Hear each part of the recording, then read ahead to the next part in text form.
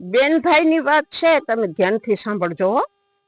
બેન ભાઈ, ભાઈ કેને કહેવાય અને બેન કેને કહેવાય, આ ઈ વાત છે.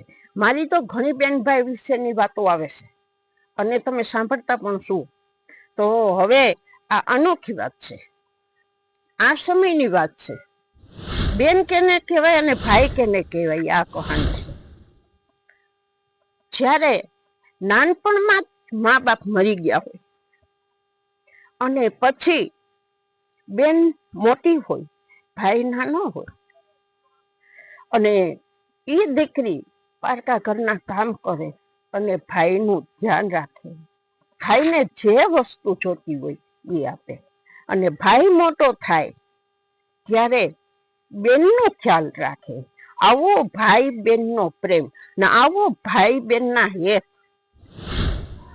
પ્રેમ તો ઘણાએ કર્યા હોય, પ્રેમ તો બધાય કરે છે, પણ પ્રેમને જાળવી રાખવો ને એ જ મોટો મહત્વની વાત છે. સંબંધને નિભાવો.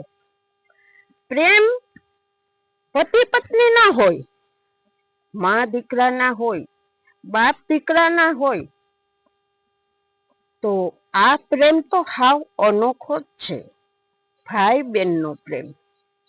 અને આ ભાઈ બેન, આ કલયુગના ભાઈ બેન છો.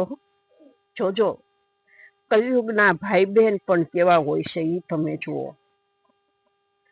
જ્યારે બેન રમતી હોય અને ભાઈ રમતો રમતો ન્યા આવે, ત્યાં આવે એટલે ભાઈ બેન ને રમતી હોય ને એ જોતો હોય.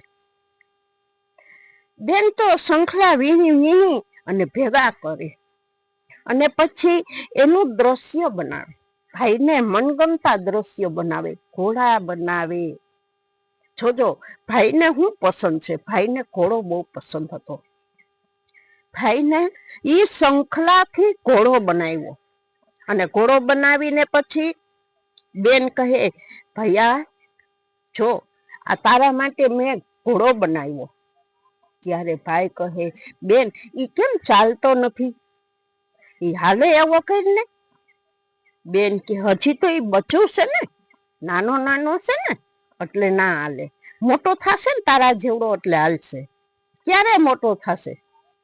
ત્યારે બેન કહે, એ તો વાર લાગે, એને મોટો કરવો તો વાર લાગશે. પછી બેનને વિચાર આવ્યો કે મારે મારા ભાઈને ઘોડો લઈ દેવો છે.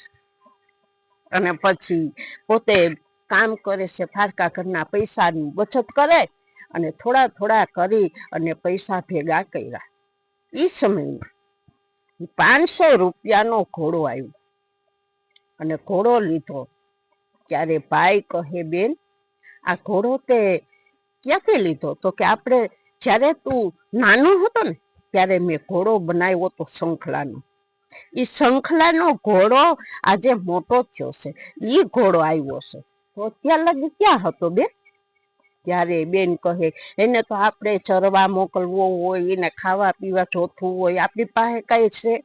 આપણી પાસે એને નિરણ નાખવાનું નથી, એને કઈ છે નહીં દેવાનું કે આપણે, એટલે એને ચરવા મેલી દીધો હતો.